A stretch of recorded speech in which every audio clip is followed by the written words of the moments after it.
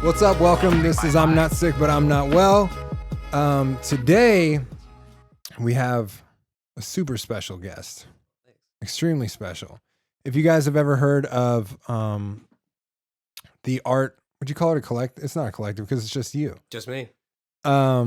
Depressed Monsters. It's art, it's clothing, it's toys, it's figures, it's all kinds of extremely cool stuff. And Ryan is the creator of Depressed Monsters, but not just that. He also does a lot to speak out for mental health. A lot of things, especially in Las Vegas. But you've been getting on the road lately as well. That's right. I met Ryan. I really got to know you last time. We did a podcast when I thought I was actually starting this over a year ago. It was probably not 2 years ago. It was probably like a year and a half ago, at least. And I wasn't ready, man. I wasn't ready. It's all good. I'm back so, here today. I'm glad to have you back. And yeah, what's up with you? What's been going on? I haven't really talked to you much since then, but I've watched all you've been doing, and it's been a lot of stuff. Yeah, I feel like you and I always connect at the right times. You know, like I'm always admiring like how you're taking over the world in your world, and then you always link up when I've got something going on, and it's cool, man. I think you and I have a mutual respect for each other, and like I like the kind of friendships where you can kind of just come back at it and everything's still the same, and you don't have to like check in all the time. Because like I think that, and I'm not saying I'm successful or anything like that, but I'm like as I get more success in the art world and stuff, you start noticing like more and more friends who just kind of expect more time out of you and expect you to sync up with them at more times when like it's just not like you're not able to, you know? And so like I like those friendships where you just kind of come and go, you get lunch every now and again, you do a podcast, and then a year later sync back up, you know? So I have no qualms with that, man. But I will say that last podcast we did probably shouldn't have been released anyway. Yeah, we're still learning. But it was really good for me. I've done probably 12 to 15. Really? Before I started, before the first one that I actually put out. Nice. Because it's like anything else. People think that it's just going to a microphone and talking, but there is an art to talking. And especially after listening to ours and the first ones that I did, I just noticed I sounded like an idiot. I said like a lot. That's the toughest thing to stop. It's really doing. hard to break. It's a really hard habit to break, and you don't know how much you do it until you listen to yourself. Absolutely. And I think it's really good to hear yourself do that and to kind of check it. Yeah, I think everybody should do that. I mean, because when I do public speaking, so I travel as much as I can doing public speaking, I have to really just sit in the hotel beforehand and just do mouth exercises and like run through my whole PowerPoint and all that stuff. I just recently went to Minnesota back in, that was December, so it's May, so that's not recently. Can I move up to the mic just a little you want me bit? to get closer? You want to start over? No, you're good. All right, cool. Is this louder now? Yeah, it's perfect. But anyway, I was in Minnesota doing a talk at Concordia College, and I was feeling like all anxious and just in my head and stuff, and so I sat in the hotel room for like about 5 hours just doing mouth exercises and doing that type stuff just to get my mouth kind of loosened up.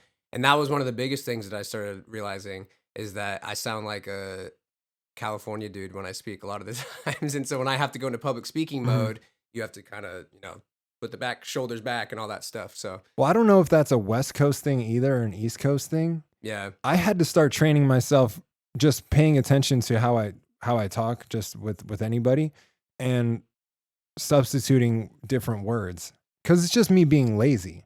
Yeah. If I keep saying, like, it's like this or like, or it could be like, I just have to change it up or not plug words in there, just kind of take a different pace when I talk. Yeah. But self-improvement is all about being lazy or not, because there's a lot of that people. is a very good point. Because I mean, anybody can change, anybody can better themselves and take a look in the mirror and say, these are the things I'm doing wrong. But most people are too lazy to do it. And so they fall into addictions or same repetitive behavior that they've been accustomed to. And I think that you and I, that's why we connect, because I think that, I'm speaking for you right now, so if this is not right, just, reach over and slap me. But I think that you're constantly looking in the mirror and trying to better yourself in different avenues and shake things up to keep things fresh. And I think that's why your music's always evolving. And that's why I'm trying to always change up things in my art, whether it's on clothing or on murals or whether it is the public speaking. And so, I mean, right now, even when we're talking, I'm going to have 15 things in my head about how the next toy is going to look or the next Yeah. mural is going to look. And I'm sure you're thinking about your music, and it's like a curse, but I also wouldn't have it any other way. See, 'Cause mine's kind of opposite. I Oh, do really? this so because I need to not think about music for a little I while. feel you. You know, Yeah. I have to switch it up because I'm constantly thinking about music videos. How am I going to put this out? When should I do this? What am I writing right now? What am I doing right now? Because I'm only as good as what I'm currently doing. It doesn't matter what I'm sitting on 30 great songs or whatever. I haven't written shit today, so I suck. Yeah. That's where my head goes. And so I have to try and do stuff like this as a different outlet, a different, creative outlet, just a different escape in a different kind of way. Yeah. And I think what you're saying, that's a really good point, that it is laziness and everybody can change. If you want to change behavior, you can, but it's not easy. I mean, there's certain circumstances. I mean, there's synapses in the brain that don't fire right, and so some people will experience schizophrenia and things like that, and that has to be When it's a use chemical medication. imbalance, Right. that's one thing. When it's a Right. behavioral thing, Exactly. that's behaviors are very hard to break. Yes, they And absolutely are. I wish, like you said, I was the kind of person that was constantly looking in the mirror trying to change, but I'm the type of person who feels consequences from his actions and then changes. So it's not self-deprecation, but it's No, almost. but I mean, it's like I'll being hard fall on into a yourself. behavior. I will go into autopilot. Okay. I'll go into autopilot for a month and just be completely running on instinct, not thinking about what I'm doing, not really thinking about who I might be affecting or what my actions might mean to other people. And I just get really selfish. I get self-centered. I worry about my work and what I'm doing and me, and all this kind of stuff. And it's when I'm not paying attention. It's when I'm not taking care of myself and when I'm not checking that. I had some stuff happen last year where I was just like, how many problems do I have to have? You know what I mean? How many different 12-step programs am I going to have to join to figure out what the fuck's going on? Because as soon as one thing starts falling apart, I start fixing it. And then another thing starts falling apart over here. Yeah, I had a similar instance like that last year too. And I mean, for me, this year's been really super good because this is the first year that I haven't been depressed as hell at the first part of the year. So I go through seasonal depression. And so the beginning of the year, I'm really, really hard on myself and I sink really, really low. And it's been like that since I've been a kid. But through Have you move a little bit closer? yeah. But through therapy and all that stuff, I've kind of like figured out the tools that you need to figure all that stuff out. And so this is the first year where I've just been hustling for the first part of the year, and things have just been lining up in a really, really cool way. So yeah, dude, I get that, man. Like sometimes it just feels like things are just always like fires are burning everywhere. And you just got, it's like that Community video where Donald Glover's like walking into the room and there's Yeah. fire everywhere. Like that's how it feels sometimes, man. Well- and I think like being a creative too, like it's expanded on that because like you're always in your head trying to make the next thing that you want to make, and you're always battling yourself trying to like run from that fire, it feels like. But there's a good thing about it in the sense that the one thing I do have going for me is I'm never unwilling to look at myself. And I know certain people that are, and I have friends that are, and I don't like shame them for it. I just understand that's what it is. But I'm not the type of person who, if somebody comes to me with an issue, I'm unwilling to look at my part and then look at what I can change for that. Yeah. You know what I mean? But that's super important because a lot of people don't have It is that. super important, and it's not easy. I think I was just born like that, though. Yeah. It doesn't feel like something I acquired, or maybe I did. I don't know, because I dealt with addiction so much when I was younger. Right. And when I got sober, I realized I don't know shit, and I was grateful. I couldn't imagine trying to get sober now. Why is that? Because I have so many beliefs. I have so many ideas that are ingrained in me that I believe in, and like I hold, close to me. And it's harder to break out of those routines and ideas and philosophies once you're older. When I was young, I didn't have that. Yeah. Yeah, totally. I have so this is a 2-part story, but I just did a Spartan race over the weekend. I saw that had nothing to do with me wanting to do it. That was everything because my girlfriend's dad is really big into it. And so he brought it up and I was like, yeah, I'll try something new. And I'm so glad I did it because I would never have thought to have done that on my own. Like I'm not big on fitness. I just started working out last year just because I wanted to feel better mentally, and it really did help. And so doing this thing, like pushing yourself up a mountain and all that stuff and taking it one step at a time, like it really humbled me, man, because I thought that I'm in the best shape of my life only because I'm trying to like stay ahead of getting down. And like walking up that mountain and taking it one step and just going, okay, this pain is temporary, just one more step. It just got in my head to the point where I'm starting to take that into next ideas and stuff like that. But the real point of that story is that I read Logic's new book on the trip, Oh, the supermarket? Supermarket, and he talks a lot about mental health in it. I don't want to ruin anything, but he talks a lot about this loop, about how you just stay in this mental loop, and it's hard to break out of that. And it really resonated with me because you look at creative types, whether it's music or art or visual art or whatever it is, and you think that everyone doing it is a superhero and they don't battle anything that Yeah. you're going through. And so to hear whoever it is, Logic or one of my favorite visual artists, Mike Mitchell, just talked about on his Instagram a couple days ago, you just have to you have to beat yourself almost every day, and you have to overpower yourself to create and to go forward. I don't know if you deal with that too, but for me personally, every single day that I wake up, I'm telling myself that I am a shitty artist. I'm hearing my college professor, telling me that cartoons are an art form, so just stop, and flunking me, or I'm just going through all these motions, and it's hard as hell for me to even like make anything some days. Yeah. And so I think that for me to hear other artists going through that helps me so much. And so that book, I really, really recommend it. It's kind of written simply. I mean, it's not like Yeah, I read, I think 2 chapters. I got Yeah. 2 chapters in. It's hard to understand at certain points just because he's a first time author, but Yeah. I really, really dug the meaning of his book. And it wasn't so much the words he was writing, but the symbology of And the those concepts words. behind it. Right. And so that really helped me with just, getting out of those loops and all that stuff. So I thought that was kind of cool. Yeah, I wanna just comment on what you're saying about the Spartan race real quick. I mean, I have a couple friends that were doing like Spartan races that went up there and were all about it. But I just think it's really interesting. You don't know how out of shape you are until you go to a Yeah. gym. Yeah. You know what I'm saying? Yeah. And there's a lot to be said there. Physical often mimics emotional. Sure. You know what I mean? So if you look at, I didn't know how fucking out of shape I was until I actually started working out. To the fact, if you flip it to, I didn't know how, fucked up my thinking was until I really stopped to look at it. Right. And I really took a second to, what thoughts am I thinking? What am I putting into my spirit, into my body? What kind of energy am I bringing in? We all talk about the food we eat. Yeah. We all worry about, how healthy is this? Where is it coming from? What's the source?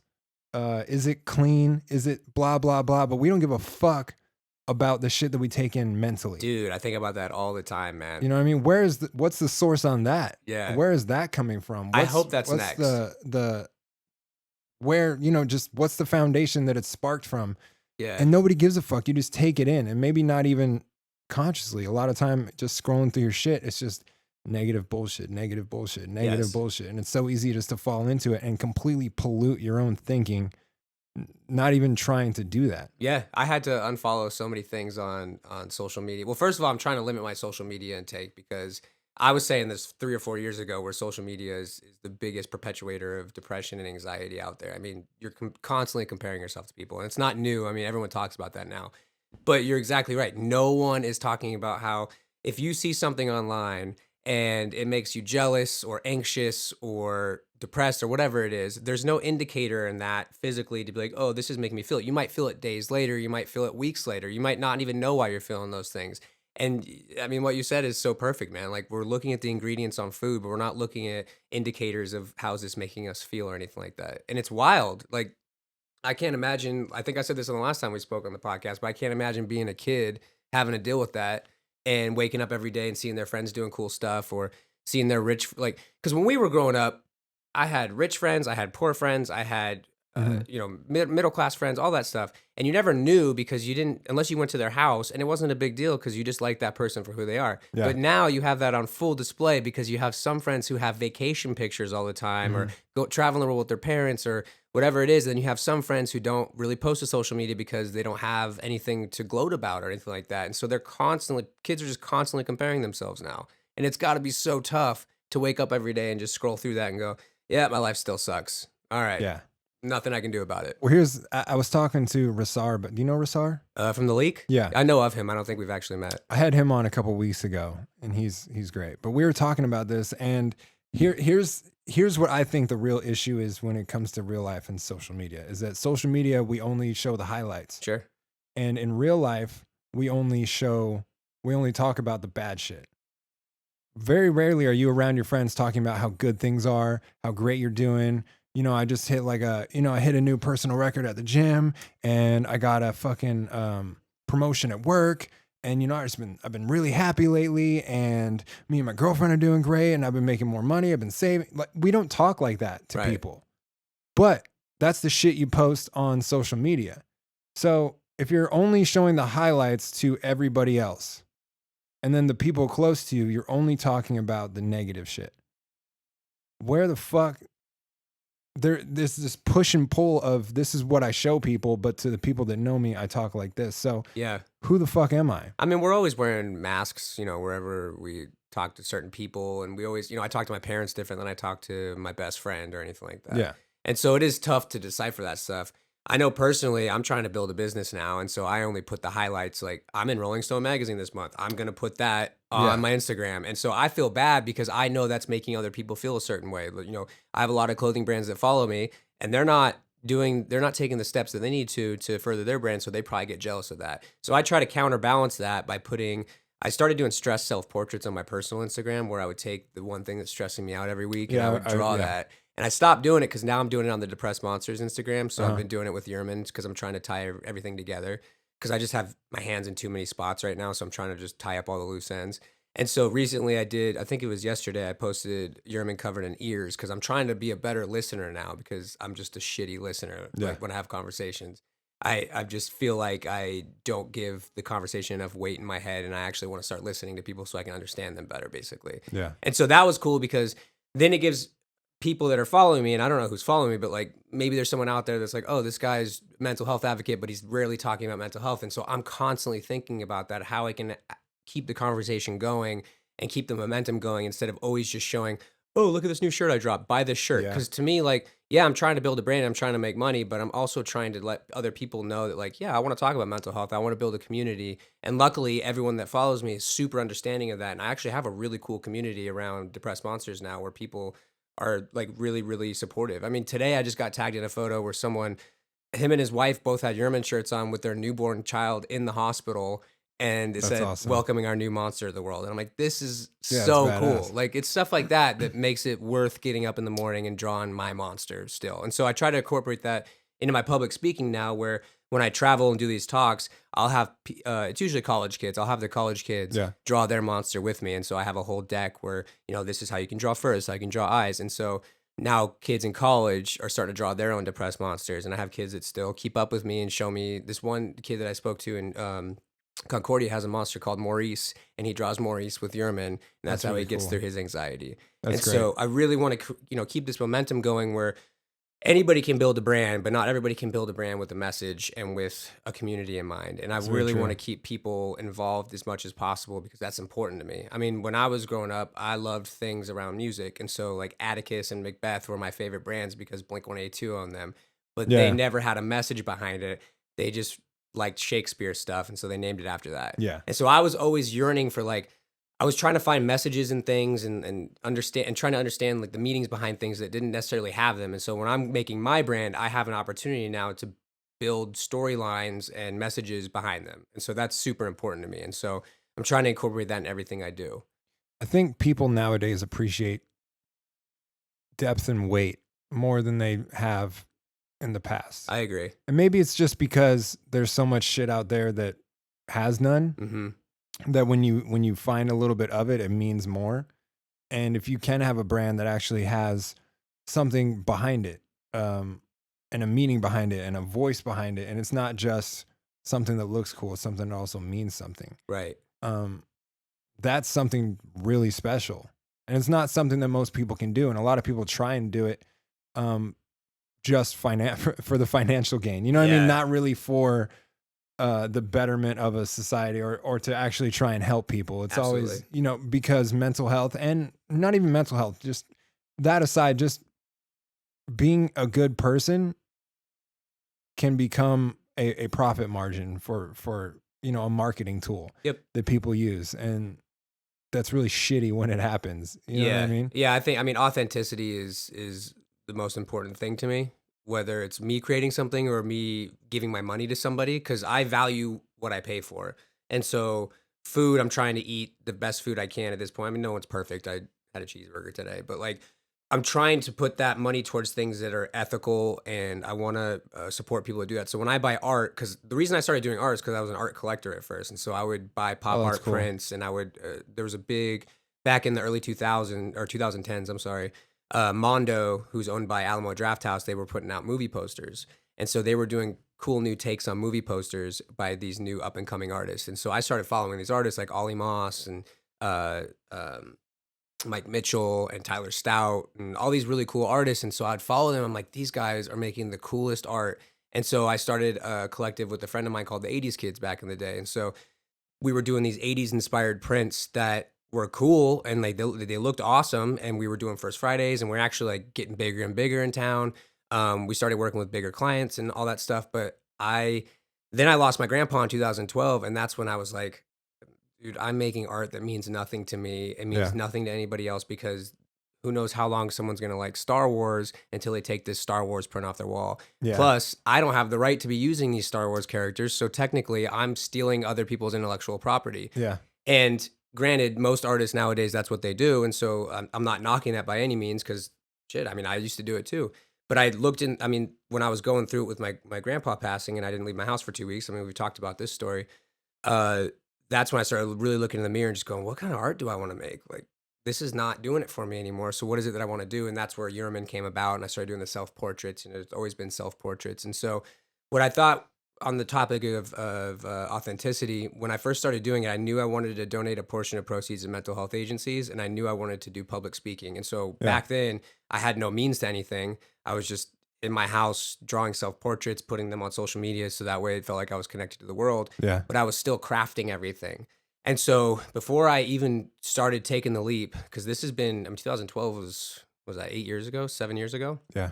And so seven? I've been doing the slow burn for 7 years because I wanted to make sure I learned everything I could about speaking about mental health. And so I've taken classes, I've researched, I've made sure to know the right lingo. I was going to a therapist for 3 years. I just recently went back to the therapist. Like, I want to make sure that I'm doing everything I can to make sure that I'm mentally fit, that I'm using the right lingo to not make people feel bad, or furthermore, go deeper into depression, because suicide is a big risk here when you talk about mental health. And so I would never want to do anything to expand, like make people feel worse than they already are. And so with authenticity in mind, I wanted to make sure that I was doing everything I could to do this in like the most healthy way possible. And so 7 years later, Depressed Monsters on Zappos, Amazon, 6 p.m. I'm able to donate money to mental health agencies. We release toys.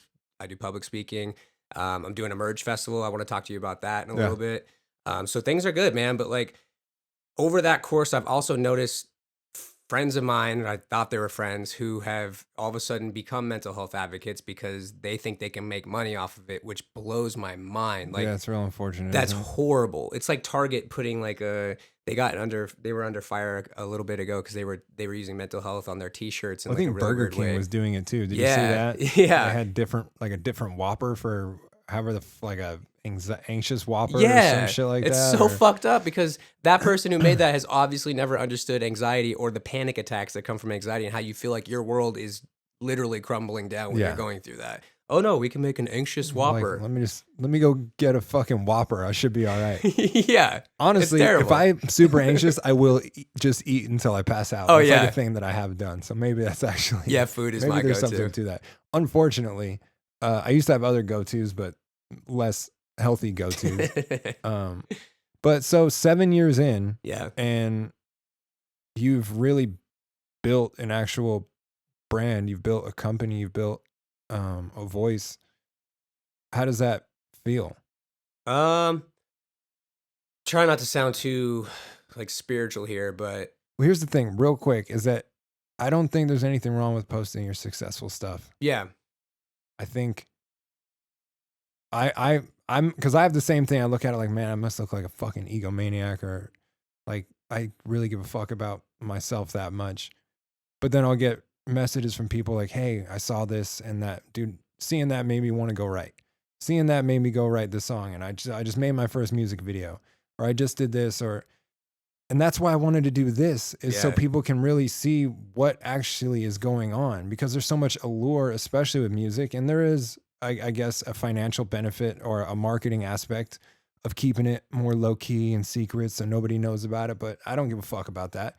I like knowing people's process. I like knowing what's really going on. And so having an open door for people to see that is, I guess this is the flip side of being like, yeah, so these are all the things that, you know, I've been able to do, but it's only because I do shit like this. Right. But I think also it's because you're established now.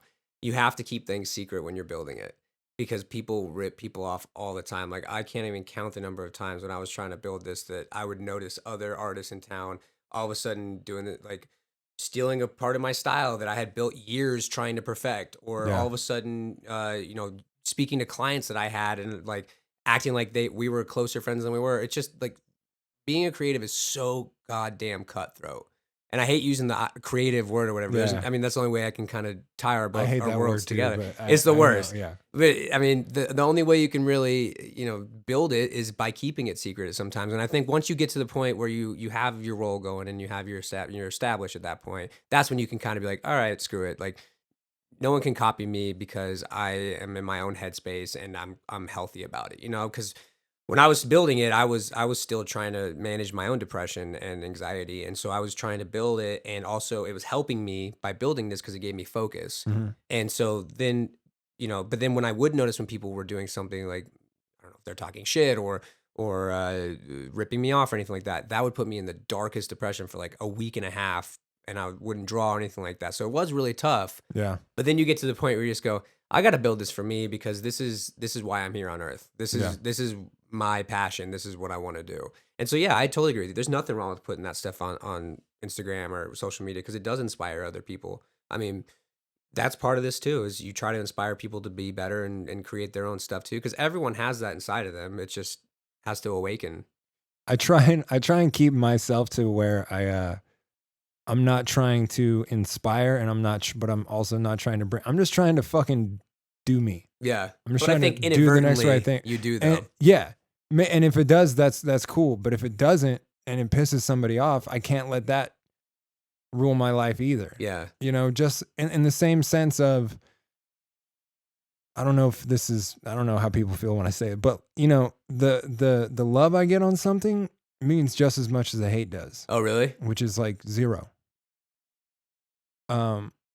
It's always appreciated, but it's like I hate release days. Like when I release something, because it will put my ego at an all-time high to a point where I can't create. I can't go right. And so I just want the fucking shit to stop. As soon as I release something, I can't wait until it dies down, just so I can get back to the same. And if I let what somebody says, you know, I love this shit, and I'm like, I love it too. That's why I put it out. You know, I can't let that rule my life, just like I can't let the hate rule my life. Yeah. Do you get to the point where you make something and release it and then you're done with it and it's on to the next one? Or do you keep thinking about it past then, like, I could have done this better, I could have done that better? Or is it just, I'm going to take that on to the next project? Before I'll put something out, right before I put out, there's the conversation with myself. Like, is this really that good? Do I like it that much? It's a little different. Should I do this? Fuck it. Whatever. Mm-hmm. I like it. That's where it comes down to what people like. I don't give a fuck. I like it. You know what I mean? Yeah. I don't care if 1 million people like it, if 1 million people hate it. I like it. That's what matters. This is my shit. So I'm going to put it out. Then I put it out. And then 3 days later, I have the conversation again saying, well, I should make some more shit like that because people really like it. Yeah. You know what I mean? Why don't I have more like that? And that's what I'm saying. It's just the mental twist where I can't let either thing fucking affect me, because either way, it's going to change the direction that I would naturally be on. Dude, you're like the perfect result of therapy that I wish I could get to. You know what I'm saying? Like your brain is where I'm trying to get to through therapy, where I don't want to have those highs, I don't want to have the lows. I just want to stay equilibrium and be able to ride the wave. You know what I mean? I do have the highs. That's why it sucks. Oh, okay. That's what I'm saying. As soon as I put something out, I can't wait till 3 days from now when this dies down and I can actually. Gotcha. I misunderstood it. Okay. You know what I mean? Yeah. But yeah, it's a weird thing. But what you were saying about hearing other people talk about it, other people, it doesn't even have to be people who are artists. Just hearing other people talk about, I wanted this promotion at work. I didn't know if I should get it. I wake up every day kind of feeling like I fucking suck. Like, why am I here at this job? Like, I don't have anything to offer these people, am I playing a trick on everybody? Like, how am I getting by?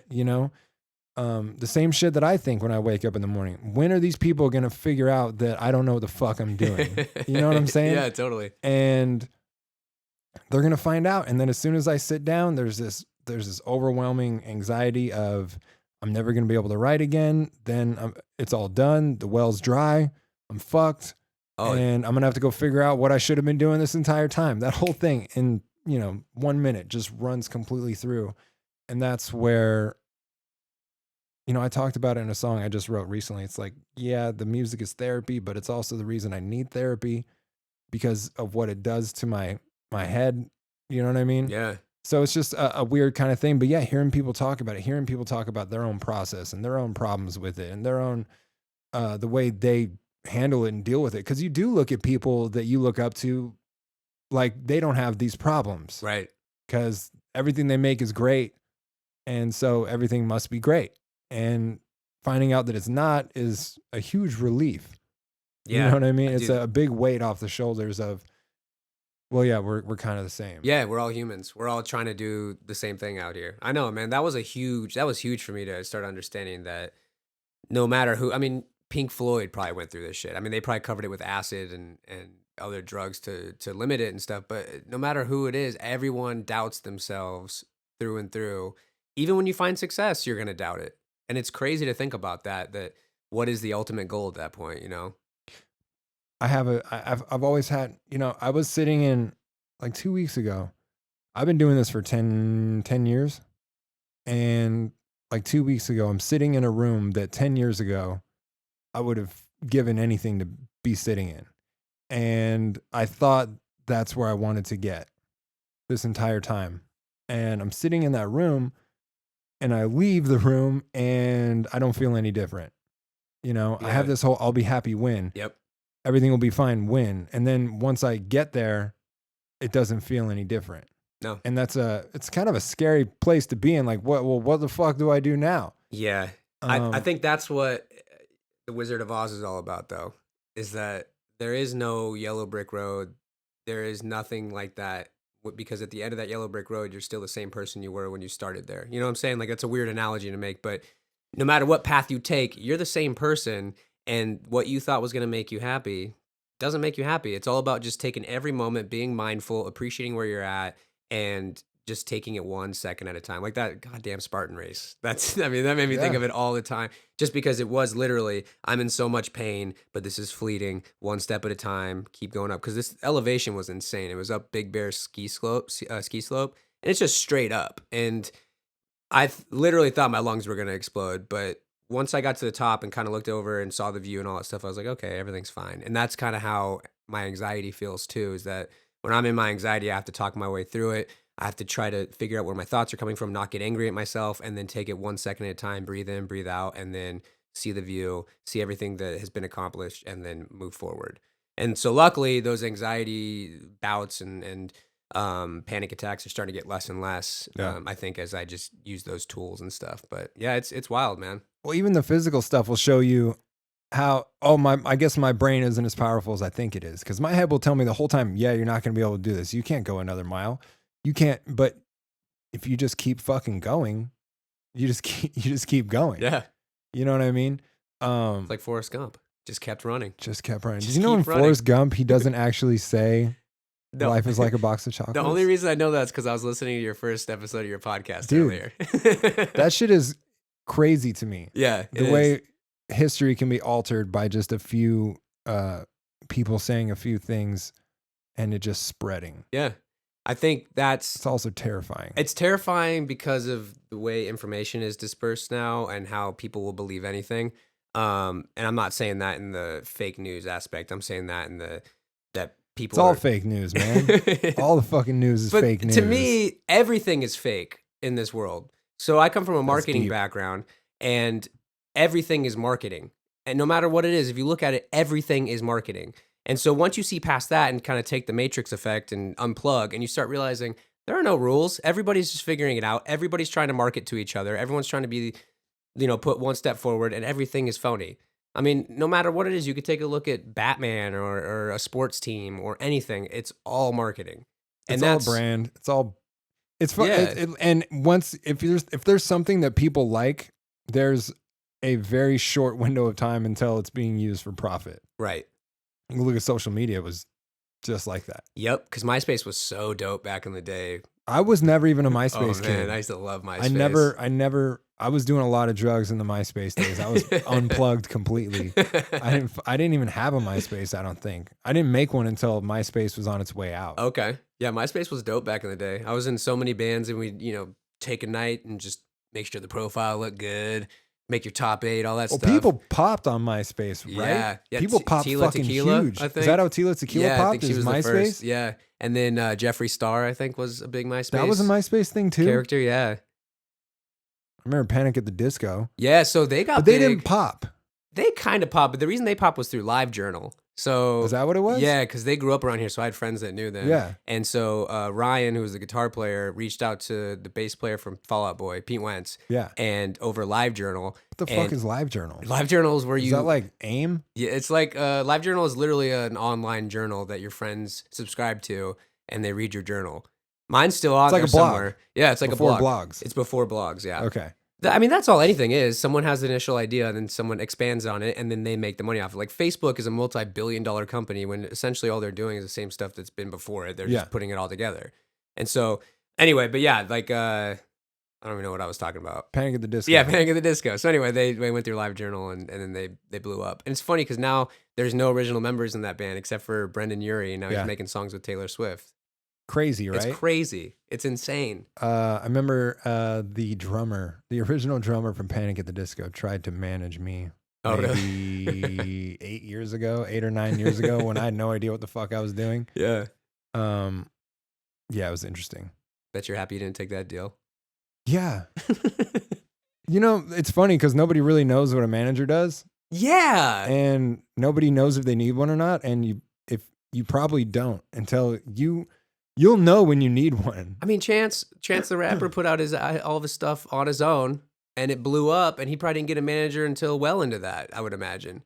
I mean, he was all watched DIY, something about right? his manager. Like him and his manager kind of came up together. Oh, really? Well, then I mean, that's a little different kind of thing if you come up with a friend and you both are kind of networking your shit to start off. Yeah. But if I'm you're just doing thinking it on like yourself, DIY. I just recently got a manager. Oh, nice. Yeah. And our first conversation was, "Hey, do you need a manager?" I'm like, "No, I don't. I do everything myself. So, what do you really have to offer?" Did you have to shed some skin to take a manager on? Because I know from me, I have a licensing guy now. And so I talk to him like at least once a week, and we just kind of shoot the shit. And he understands mental health in such a cool way, and like understands my brand in a way that I can't. And it's really cool. And it was something that I had to really, and I even told him this. I was like, I'm really transparent, and I want to do this, and I want to like grow with you, but I'm also not like super trusting of people. So like, let's just take this one day at a time. Yeah, for sure. Like it's hard sometimes because you don't know whose interests people have. You have to have a relationship with somebody before you can take that step. I feel like. Yeah, I'm a very good judge of character. I feel like Nice. I can kind of figure somebody out pretty quickly, and and he might not even be a bad person, but there's a lot of people I just don't click with. Yeah. Do you know who Ritz is, the rapper? I don't think so. So he used to be on like Strange, on Tech Nine's label, all this kind of stuff. Yeah. So, a friend of mine like sent my shit to Ritz's manager, and just on like a whim, and this guy listened to it, liked it, reached out to me, and we started talking. That's dope. And it was that conversation of, do you need a manager? And me saying no, so what can you do for me? I've talked to 6, 7, 8 different managers who all talk a great talk. Mm-hmm. And my answer every time is, show me what you can do. And if you can do some shit, then yes, let's talk. Yeah. But the cool thing about the guy who reached Freddie, who's my manager now, is he doesn't give a fuck about being cool, which to me is a great quality. That's the coolest thing you can do. Yeah. Especially because there's so many star managers that want to be the artists. Yeah. Or they want to have clout, or they want to be cool, or they want to be the one with the attention. Right. And my first vibe from this guy was, I don't give a fuck about any of that shit. And I don't want to change anything you're doing. And I like everything you're doing. And I just want to help you. That's and dope. then boom, helped me with a bunch of shit. And then, you know, now here we are. Yeah. So I guess we'll see what happens, but it is kind of cool to have somebody in your corner that kind of knows what they're talking about and has kind of seen the trajectory beforehand. Yes. Either way, no absolutely. matter what you're doing, I don't know if you've ever dealt with this before or ever had a mentor, but I was talking to some people about this the other day, how important having a mentor is. Mm-hmm. And I only know that because of 12-step programs where you're encouraged to have like a sponsor who is, if nothing else, a mentor, someone who's has something that you want and has been through what you've been through and can kind of guide you in the right direction. Yeah, it saves so much time. Yeah. But I think you also have to give up a part of your pride to do that, because everyone thinks they know best. Everyone thinks they can get there quicker. But if you have someone that's willing to help you, you know how hard it is for someone to go, yeah, I would love to help you. Like, Yeah, in and this then day take and you under age. their wing. Yeah. Like, that's an amazing thing. So, yeah, you should definitely take anybody up on that offer, even if you don't think they can do anything, because everybody knows somebody that knows somebody.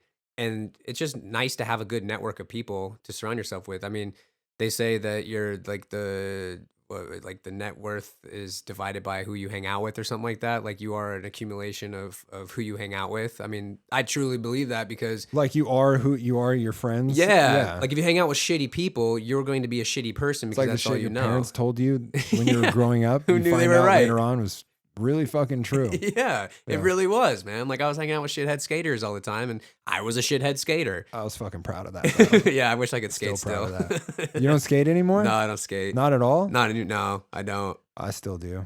I just can't. I was never a super good skater anyway. I was never good either, but I mean, I could still kickflip. I could still do all my like ground tricks and shit. And Yeah. for me, it's if I'm up here and I'm just like, I'm stuck in my head. I can't think of anything.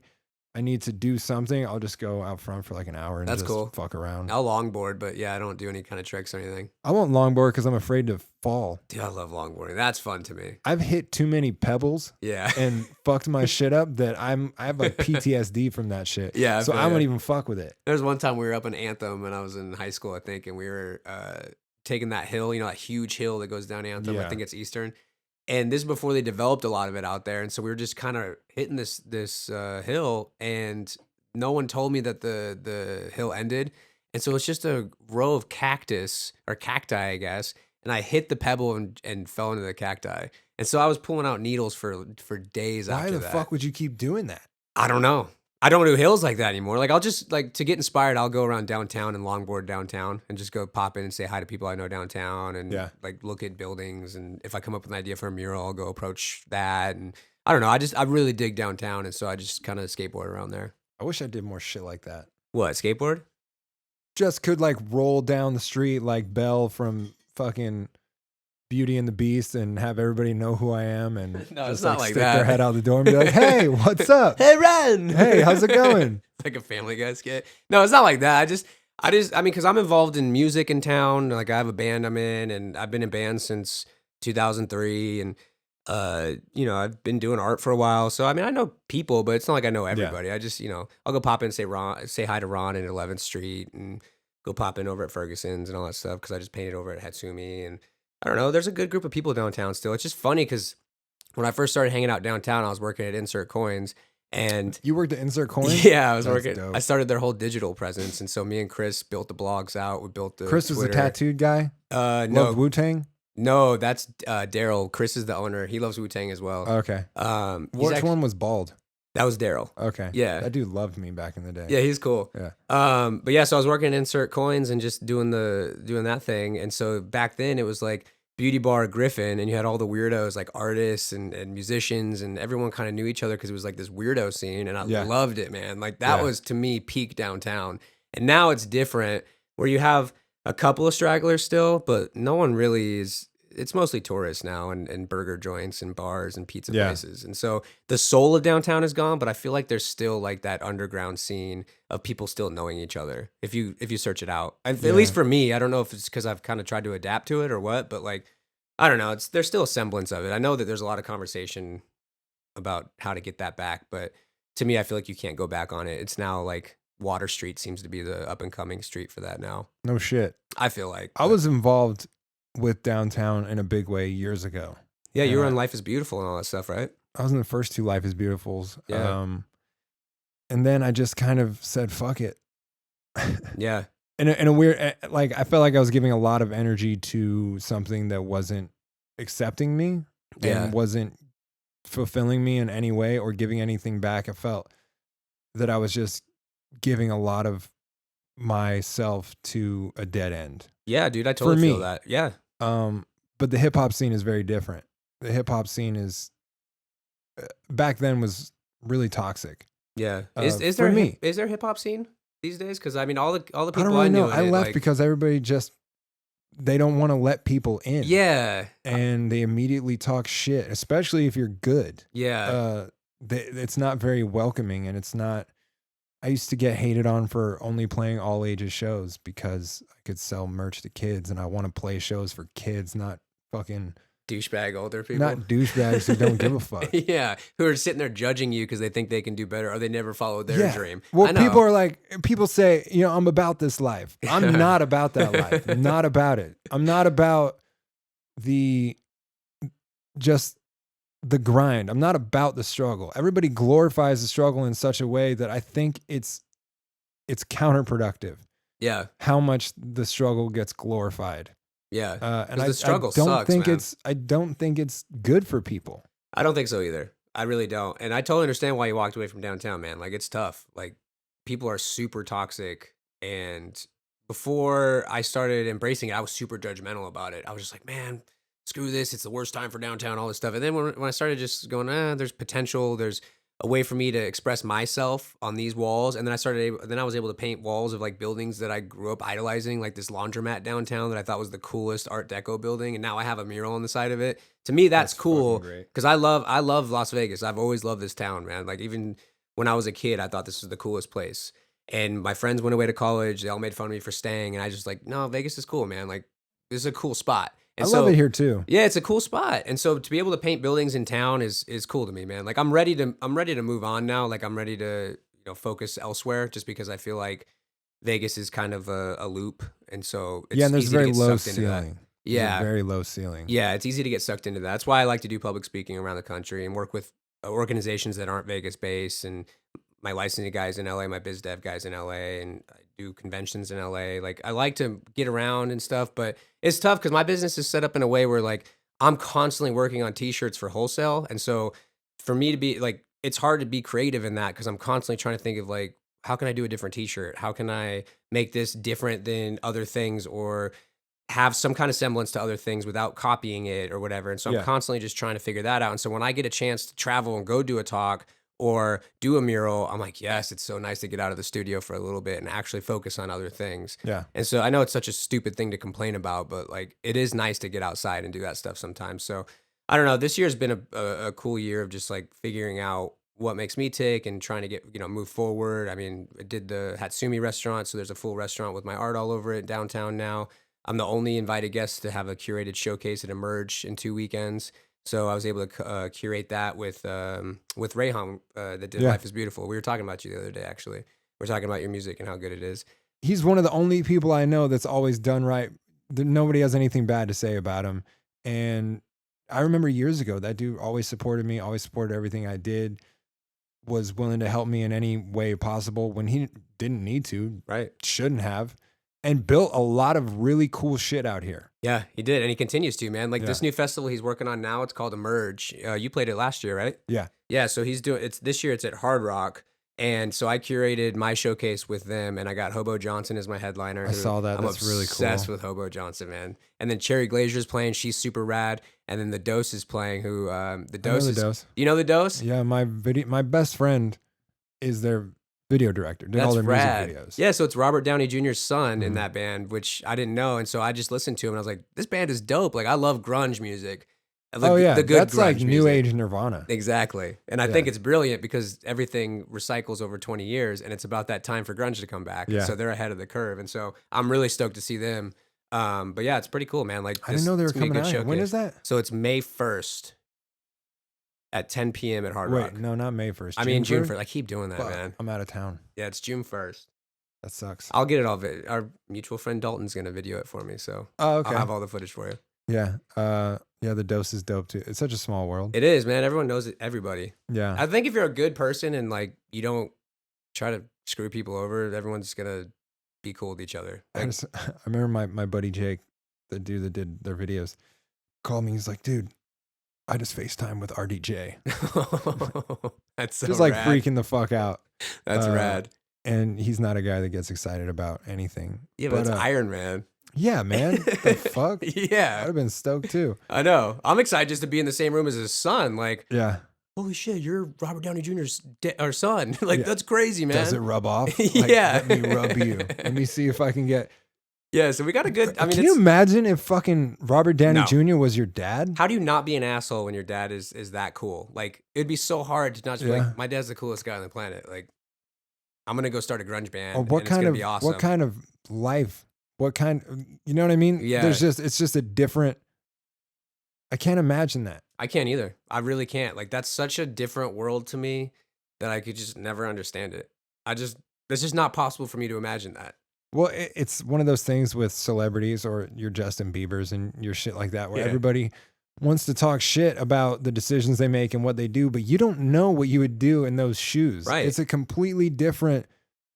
It's like trying to understand how somebody who lives in Africa lives their life, and they're more, you know what I mean? And their state of mind is that's a different dimension. Yeah. Like, what do I don't you do? fucking get that. I don't either. Like, what do you do when there's no consequences and you can do anything you ever would want to? And you're 17, and you're 18 17, years old. Yeah.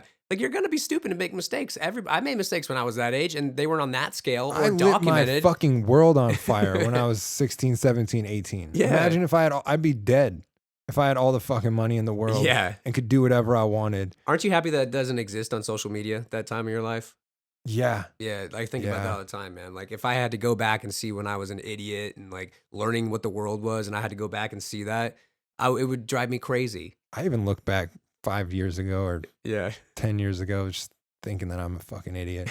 What was I doing? Yeah, it's so easy to. But yeah, I don't know, man. I can't imagine that world. But anyway, yeah, the merge is going to be dope. So if anybody's listening wants to go, maybe we can do a giveaway or something like that for some. That'd be really cool. So it's June 1st? Yeah, so mine's June 1st. Friday is Brandon Flowers is playing. Gerard Way from My Chemical Romance. Is he doing a panel? I think he's speaking, yeah. So he might be speaking about like Umbrella Academy and all that stuff. And then the survivors from Parkland are going to be there. So Emma Gonzalez and Dave Hogg. Shit. And then the founder of the Black Lives Matter movement is going to be there. And then Andrew Bird, Talib Kweli. And then, my showcase has Hobo Johnson, Cherry Glazier, and The Dose. That's quite a fucking lineup. It's a good lineup, man. I'm really stoked on it. And like, especially, not to be selfish here, but my showcase I'm really, really proud of. Like, I think. Well, I saw Hobo Johnson and just did a little like, yes. I know, dude. Hobo Johnson awesome. is the dopest, man. Like, everything he's ever made. And I know I've only found him like in the past year or so, because that's when he blew up. That's when everybody found him. Yeah, but like digging deep into his catalog and like finding out he slept in his 94 Corolla for a while to make his first album. And then like his actual debut is not even released yet. He's releasing it this year. Like, he's just, he's got a cool story. He's got a really cool story. And plus the way he delivers his lyrics is just so cool. Cause I love I love slam poetry. And so there's groups like Hotel Books and Law Dispute and Listener that do spoken word poetry over hardcore music. And so I love that. What? That's fucking cool. It's super cool. And so they deliver it the same way Hobo Johnson delivers his lyrics. And so when I heard Hobo Johnson, I was like, what? Now he's doing this over hip hop beats? Okay, that's awesome. And so I saw him live at Vinyl last year, and that place was packed, man. Like, super packed. And so he was my number one choice, and we got him. And then my number two choice was Wallows, which we couldn't get. It's the kid from 13 Reasons Why, that Netflix show about the cassettes or something. But he's got a band that he's been working on for the past like 15 years.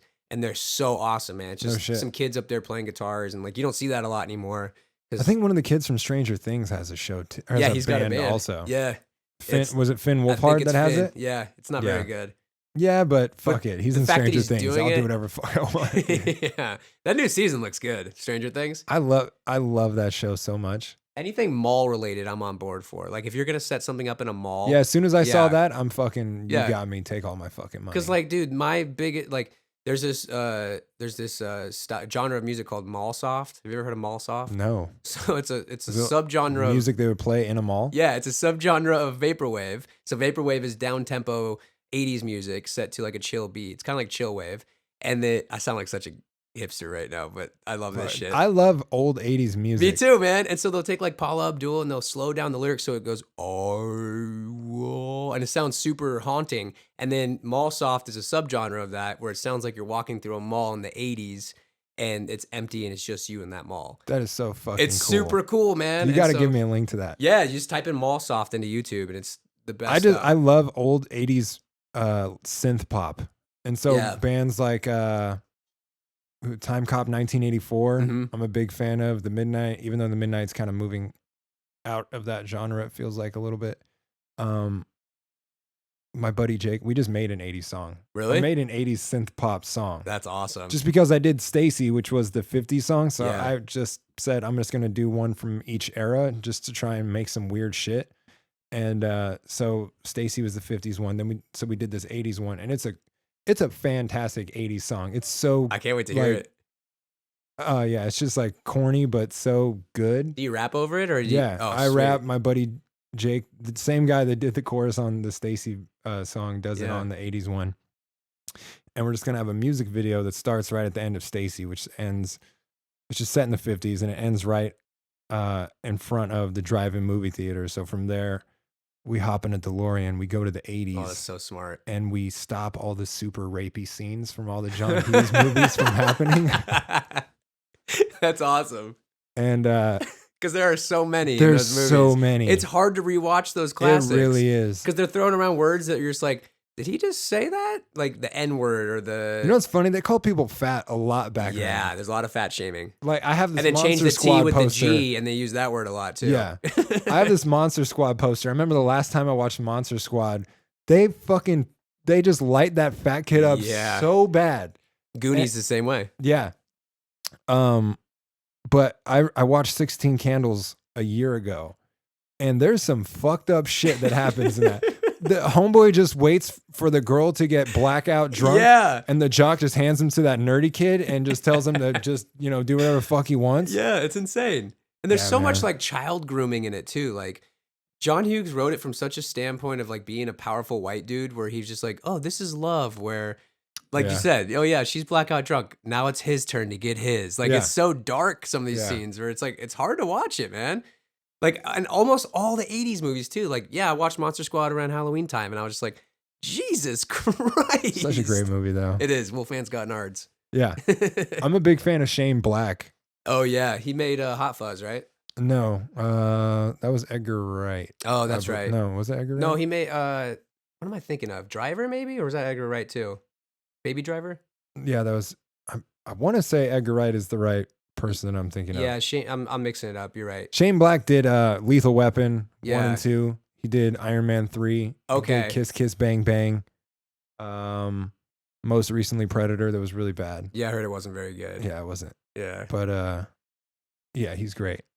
Fucking love that shit. Yeah, man, I'm all about the 80s. Like I said, when we were doing the 80s kids, we were just trying to think of the best stuff to mash up. So I was like, let's put Pee Wee Herman on Weird Al's body. Oh, it's art. Like it was so easy. That is actually really cool. Yeah, it was pretty dope. Or like our biggest seller was it was still I think the best idea I ever had because this wasn't merchandised through Star Wars yet, but it was the I Love You I Know scene from Empire Strikes Back. But it looked like the Obey Giant posters. And so it was like, that's fucking cool. I love you, I know, with the red on the bottom. And so it was cool because I was mashing up all my loves of everything, but it was like super unfulfilling. So, but yeah, I love the 80s too, man. Like that's my shit right there. It's fun just to nerd out on shit. For sure.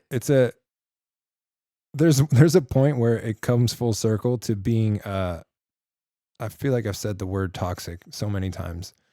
But there is toxic fandom. Yeah, there is. When it comes all the way around, and then people just start thinking that they deserve certain shit. Do you watch Game of Thrones? No, I don't. But before we get into that, I wanted to tell you that I have been guilty of being a toxic fan. And I think everybody has. With Star Wars especially. Like I had to let go of Star Wars and realize these aren't made for me anymore. These are made for a new era of fandom. Did you hate Rian Johnson? I can't stand Last Jedi. I thought it was so far off base from Star Wars, and it didn't have anything but made Star Wars great. And that's what I don't like about these new Star Wars films is there's no difference between Star Wars and Star Trek anymore. They're the same movies now. Yeah. And I liked both those series on their own back in the day because Star Trek was so dope to watch for space The exploration. new Star and, like, Treks were dope. they were though. awesome. Yeah. They were super cool. But then, you know, JJ got a hold of both of them. And so, of course, he has a style. And so now Yeah. they just look the exact same, which I'm fine with. Again, like, Star Wars isn't made for me anymore. Like, I can geek out over the OT all day. I can Yeah. talk about Bosk and Dengar and all the bounty hunters in Empire Strikes Back. Like,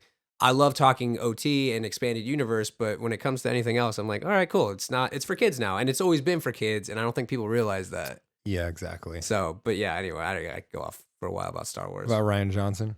Yeah. God, please no. And it sucks too because Ryan Johnson is really dope. He is. I know.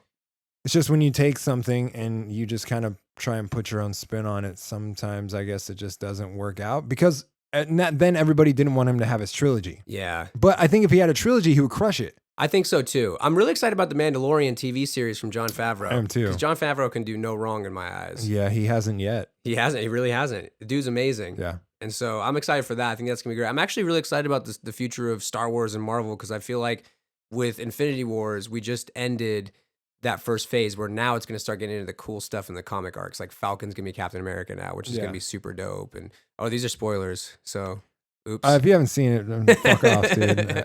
Anyway, you're bad. Yeah, like I think it's really exciting now because now we can get into the nuts and bolts of what makes comics great, and that's these intricate stories that they're going to tell through TV shows and movies and all that stuff. So and a I'm super excited. expanded universe. Yeah, and a whole bunch of shit. I just hope it doesn't start to slow down. Yeah, I agree. Because there is, phases of things, and I hope we haven't seen the end of it.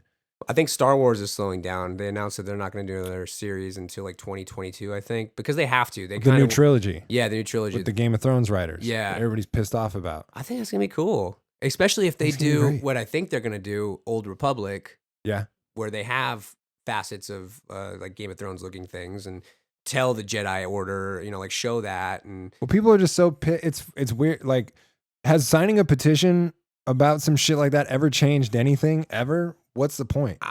I'm sure it has, but it's not going to in this day and age. Like, who's going to go, oh my God, there's 100,000 signatures? I better change Sonic. Like, it's time to change the look of Sonic. Well, they did change Sonic.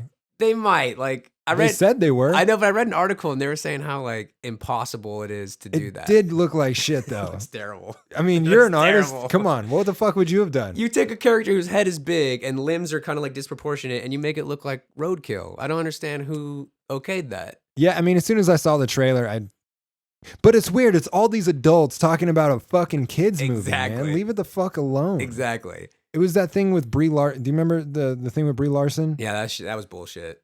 Which part? Where like people wouldn't see it because it was a strong female lead. Not that. When she spoke out and said, "I don't give a fuck what some old white male critics think about this movie." Oh, I didn't hear about that. Yeah, and then everybody fucking lost their minds saying that she hates white men and all this kind of stuff. And I was just here saying, yeah, I agree. Why the fuck?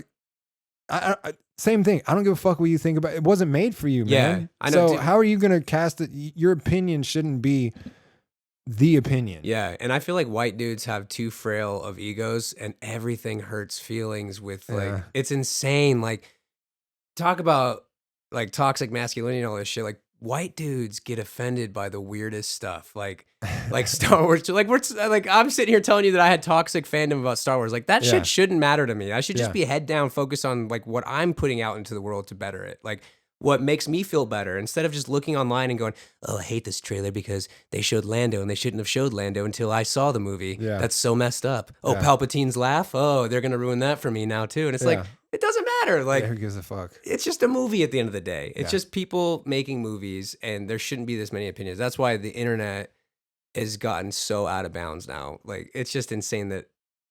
I also love it. It's insane. I think it's fucking hilarious. My favorite thing was to watch Game of Thrones and immediately go on Twitter. you like pain then. You like I just think it's funny as fuck. Yeah, I can't do it. It stresses me out. See how I'm like physically like getting like disturbed? I just look at it from an outside perspective of how dude, people can be clever as fuck. Sure, yeah. When talking shit about things. Yeah. So I'm not, I just like to kind of sit back and just view it from an outside and laugh at it because that's some funny shit sometimes. Yeah, I'm jealous of that, man. I get too stressed out reading people's opinions. Because I think that, I don't know if I have empath tendencies or what, but I take on that energy so much that like, it starts to bother me and I start festering on it and thinking about it. And like the fact that everybody has an opinion, I'm like, just, I don't know. It stresses me out. Yeah, I don't think everybody deserves a soapbox, but everybody has one now. Yep. Unfortunately. Yep. It's insane. insane. If you use it to talk shit, it sucks. Yeah. And people don't understand it. You can't understand how it feels to be on the other side of that until you've been on the other side of it. Exactly.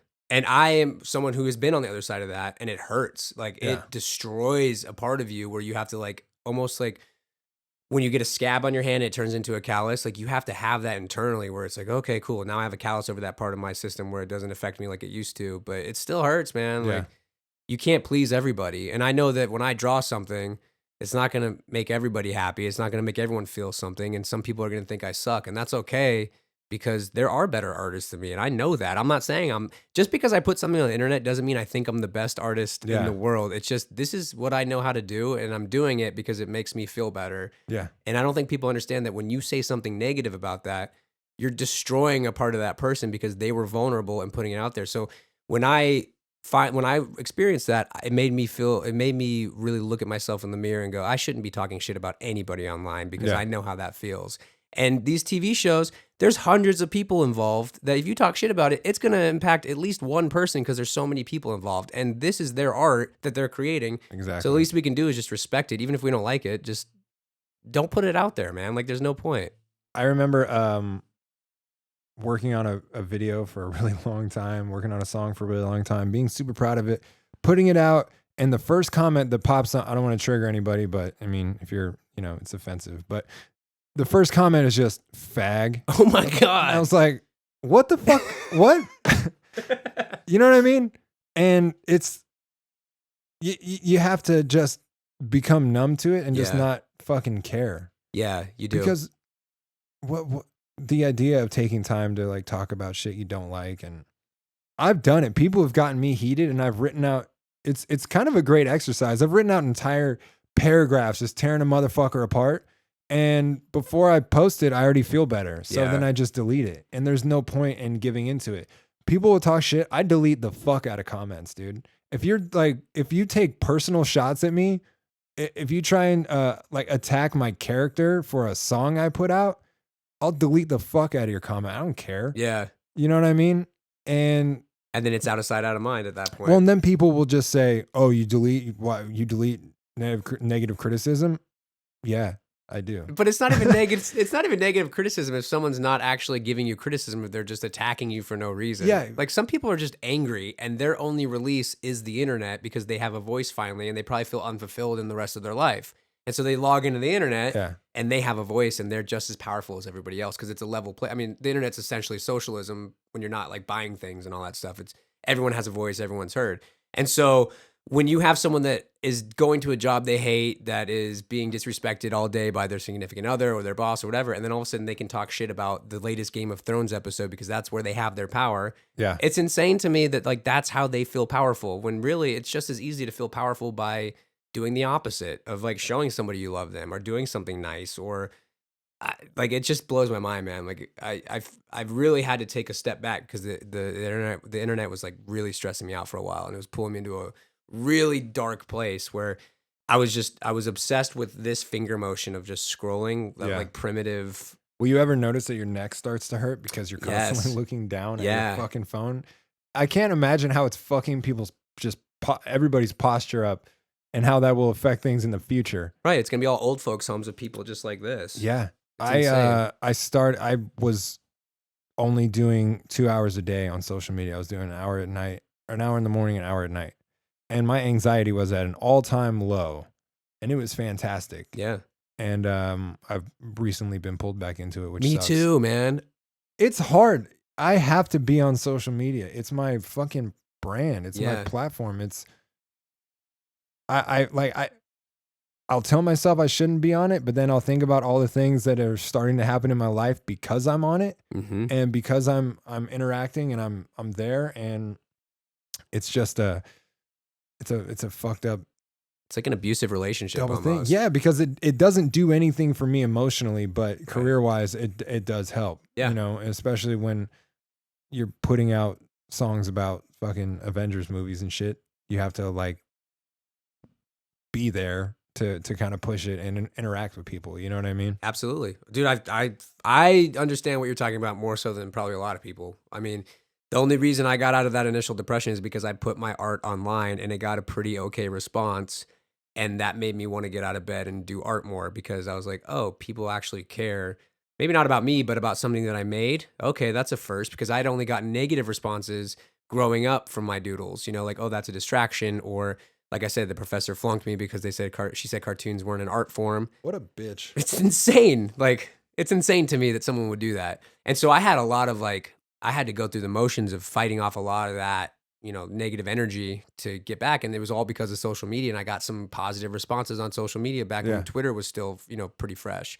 And so I totally get it, man. Like I log in, or, you know, we're always logged in. Are we ever logged out at this point? But I'm on and like, I'm scrolling and I'm just like, what is this doing for me? And I have to literally just stop and go, what is this doing for me? Is this beneficial or not? And then I'm like, it's just so easy to get lost in that world of like keeping up with people and buying stuff and, you know, seeing what people are doing. And I mean, half the conversations I have with people, I'll see just, you know, randomly out, oh, I saw on social media that you were doing this, this, and this. Yeah.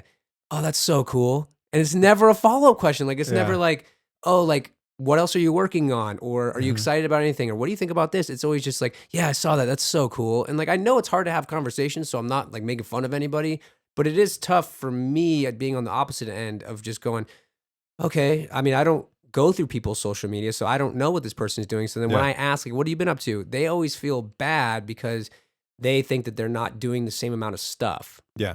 And there's no reason for that. Like, I want to hear about your baby. I want to hear about your kids. I want to hear about your job. I want to hear about all that stuff because I legitimately care. Like, I want to go back to the days where we could just like, I want to tell you things that I'm doing. I don't want you to have already seen and made an opinion about it. Like, I don't want you to know that like I'm doing X, Y, Z when really I could go, I'm so excited. Like I'm doing this and it's so great. And like, I can't wait to like show you how it's going to be. Like, there's no excitement anymore because you've already seen it and had time to digest it and make an opinion about it. When I was unplugged, you know, when I was only doing an hour in the morning, hour at night, and I wasn't on my phone throughout the day, I did notice that it was easier for me to talk in social settings. I bet.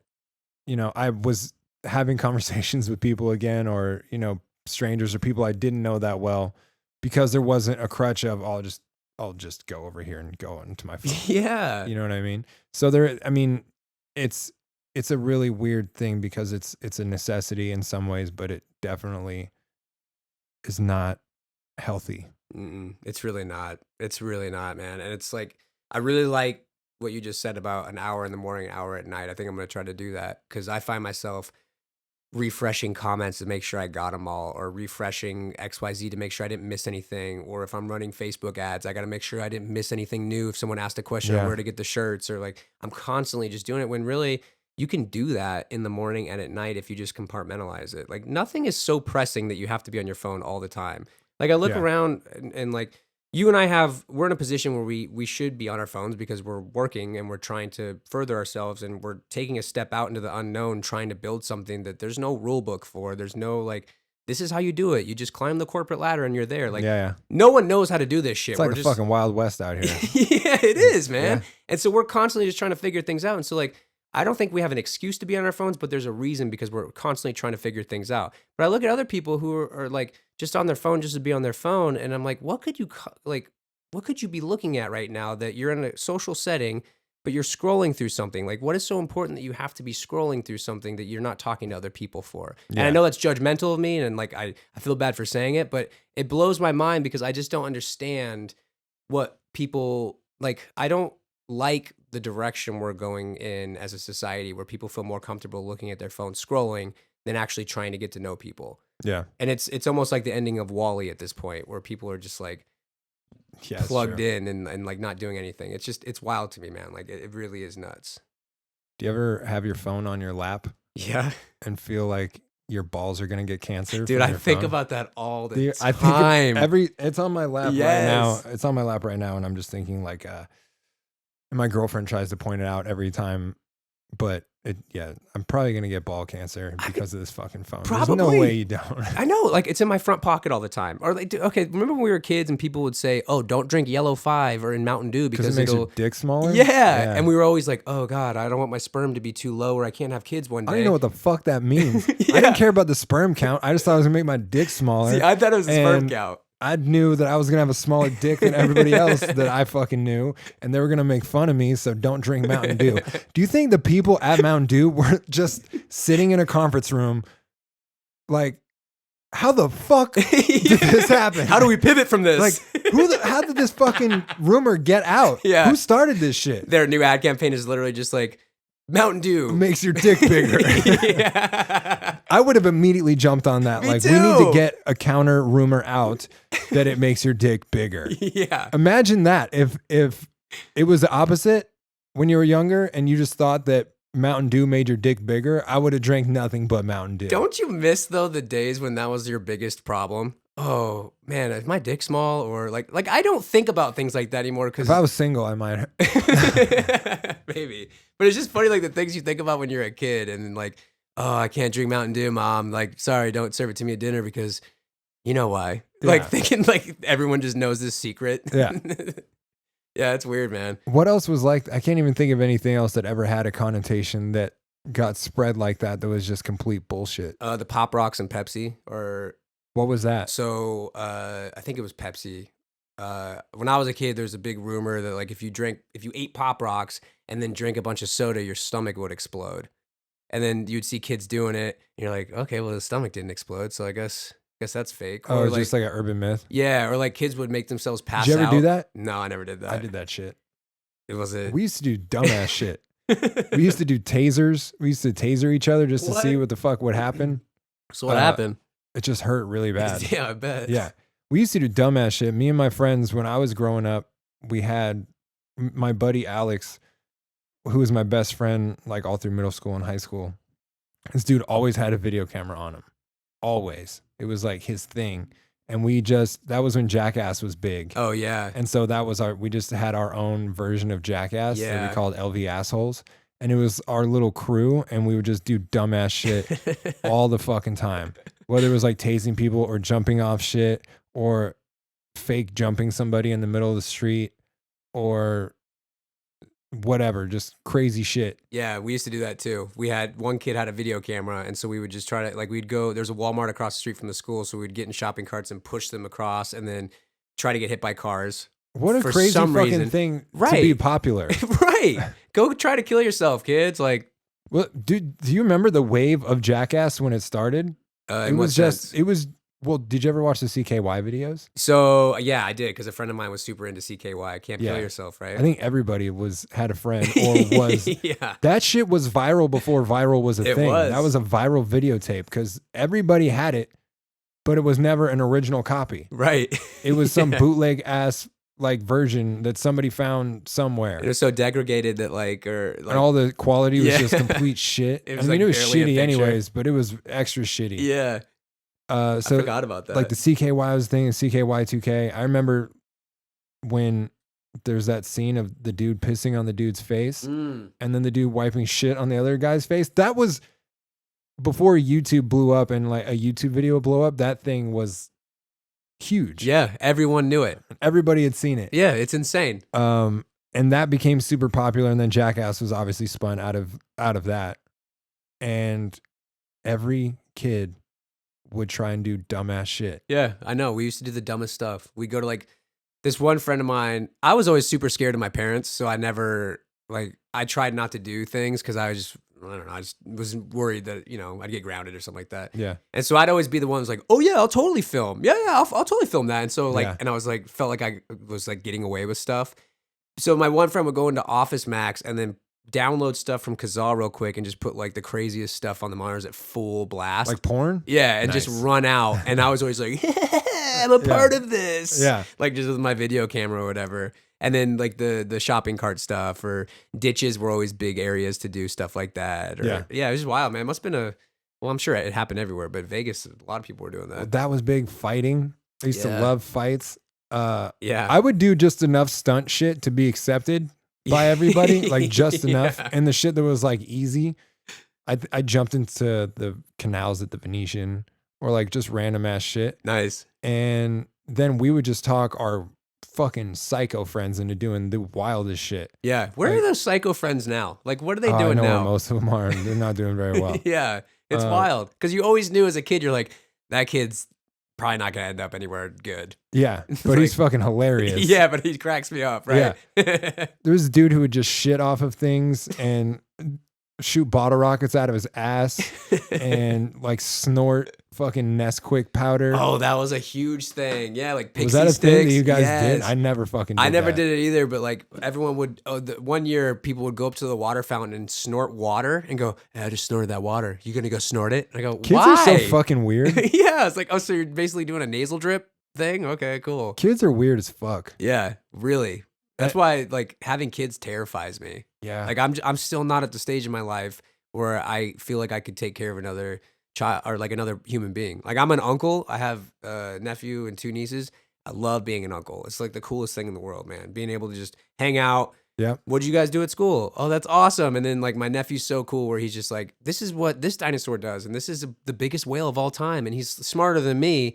And then we get to hang out. I see him. And then, all right. Then I can get the fuck out of here. Yeah. And then like, I don't okay, have to worry now, about what you're doing. yeah, like I don't have to worry about keeping them alive. I just have to worry about like being a cool uncle and spending time with them and like being there. And that's the coolest thing because I like keeping a kid alive and then having to go through those teenage years of like just thinking of the stuff I saw as a teenager and like having to think about a kid that I'm trying to raise and having to think about what's even crazier now. Like that would keep me up at night, every night.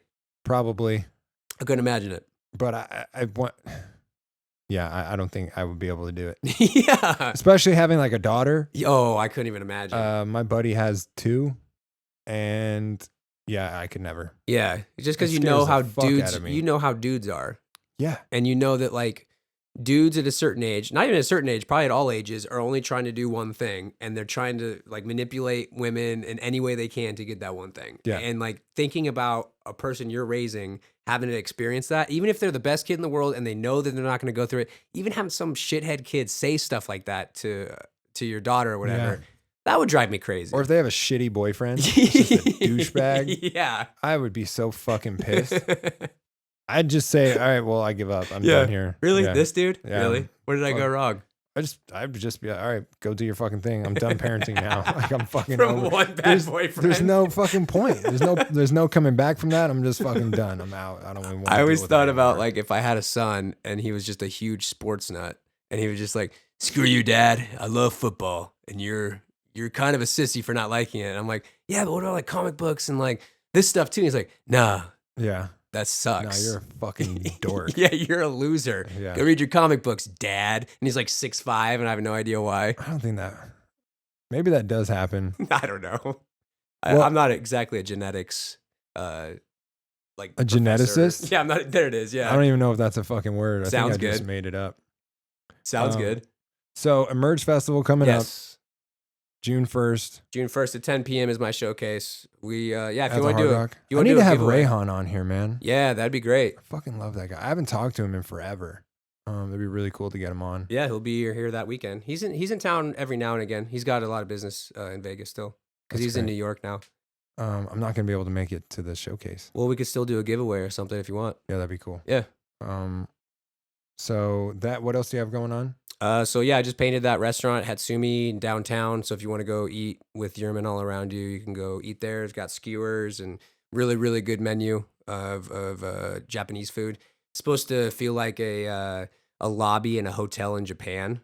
And so when he first told me, so it's a guy it's Dan Cromer who did Other Mama. And so we connected over. My girlfriend loves Other Mama. Other Mama's awesome. And so I met him downtown. We connected over our shared passion of mental health. Like he's really passionate about it. And so we just started talking and he's like, come paint my restaurant.